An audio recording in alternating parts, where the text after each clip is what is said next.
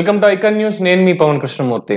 ఆంధ్ర రాష్ట్రంలో ఓట్ల తొలగింపు కార్యక్రమం ఒక యజ్ఞంలా సాగుతోంది. ఈ సాగుతున్న దాంట్లో అనేక ప్యాకేజీలు కూడా నడుస్తున్నాయి అంటున్నారు. ముఖ్యంగా దీని మీద ఫిర్యాదు చేసిన తర్వాత వచ్చినటువంటి నిజాలు చూసినట్లయితే ఇక్కడ పల్నాడు జిల్లాకి సంబంధించినటువంటి చేపూరు రాఘవులు, బర్మా లక్ష్మి పల్నాడు జిల్లా కలెక్టర్ కార్యాలయంలో ఫిర్యాదు చేశారు. అయ్యా 30 ఏళ్ల నుంచి మేము ఇక్కడ ఉంటున్నాము, మా ఓట్లు తొలగించారని. అంటే 30 ఏళ్ల బట్టి వాళ్ళు అక్కడ ఉంటుంటే వాళ్ళకి అక్కడ ఓట్లు లేకుండా చేశారు ఇప్పుడు అని చెప్పి.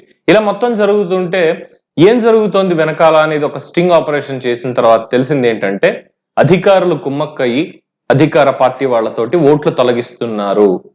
ఈ డేటా అంతా కూడా వాలంటీర్ల దగ్గర నుంచి కలెక్ట్ చేసుకుంటున్నారు అనేది మళ్ళీ కొత్తగా చెప్పాల్సినటువంటి అవసరం లేదు. సో ఇలా ఓట్లు తొలగిస్తూ ఉంటే ఇందులో ఏం జరుగుతోంది?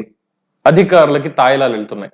ఒక జిల్లాలో ఓట్లు తొలగించినందుకు అధికారికి వాహనం బహుమతిగా ఇచ్చారట.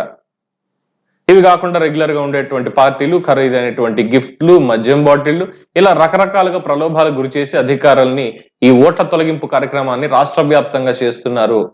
సరే, మొన్న లిస్ట్ రిలీజ్ చేశారు. రిలీజ్ చేసిన తర్వాత ఎంతమందికి ఓట్లు ఉన్నాయి ఏంటి అని చూసినప్పుడు అందులో వైఎస్ఆర్సీపీకి సంబంధించిన జగన్మోహన్ రెడ్డి గారికి వాళ్ళ కుటుంబంలో ఉన్నటువంటి వాళ్ళకి రెండు చోట్ల 2 ఓట్లు ఉన్నాయి. అలాగే సజ్జల రామకృష్ణారెడ్డికి 3 చోట్ల ఉన్నాయి. ఇలా వరుసగా అంటే దొంగ ఓట్లు ఏ విధంగా క్రియేట్ అయ్యాయి అనేటువంటి దానికి ఒక చిన్న తార్కాణంగా దీన్ని చెప్పుకోవచ్చు.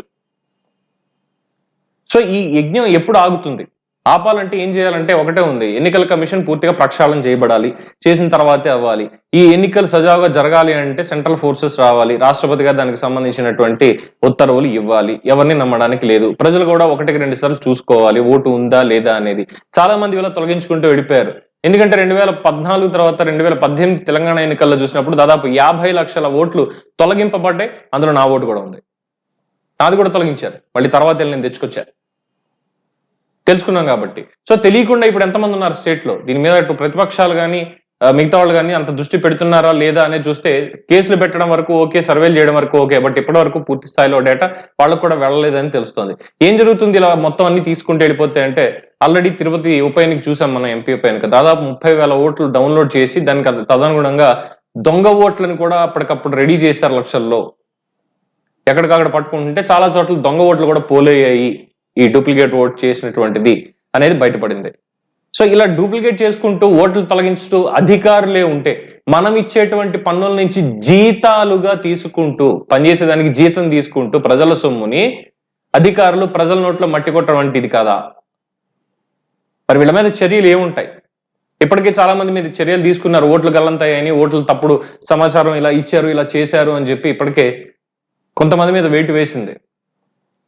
మరి ఆ వాహనాలు తీసుకునే వాళ్ళు, వాచీలు, ఫోన్లు, బహుమతులు ఇవన్నీ పొందేటువంటి వాళ్ళు ఎన్ని ఓట్లు తీసేస్తున్నారు మండల లెవెల్లో, గ్రామ లెవెల్లో, జిల్లా లెవెల్లో? మరి తీసేసినవన్నీ ఏమవుతున్నాయి? ఎవరు పోరాటం చేయాలి? ప్రజలు పోరాటానికి వెళ్తారు. అబ్బే టెక్నికల్ ఎర్రర్ అని వీళ్ళు తప్పించుకుంటారు. ఎన్నికలు వచ్చే సమయానికి ఓటు ఉండదు, అక్కడి నుంచి వేయనివ్వకుండానే బయటికి పంపేస్తారు. ఇది ప్రజాస్వామ్యం అనుకోవాలా? ప్రజాస్వామ్యం ఇచ్చినటువంటి అతి విలువైన ఆయుధం ఓటుని ప్రజలు కోల్పోవాలా? కోల్పోవడం కూడా కాదు, వీళ్ళు దొంగతనం చేస్తున్నారు. ఓటుని దొంగతనం చేస్తున్నారు. అంతకుమించి ఏం చెప్పుకోవాలి? సో ఇప్పుడే ఎన్నికల కమిషన్ వారు సరిగ్గా స్పందించి ఎవరైతే ఈ రకమైనటువంటి ప్రలోభాలకు గురి చేస్తున్నారో అందరినీ శిక్షించాలి అనేది ప్రజల డిమాండ్. దీని మీద మీ అభిప్రాయాన్ని కామెంట్స్ రూపంలో తెలియజేయండి. చూస్తూనే ఉండండి ఐకాన్ న్యూస్. నేను మీ పవన్ కృష్ణమూర్తి.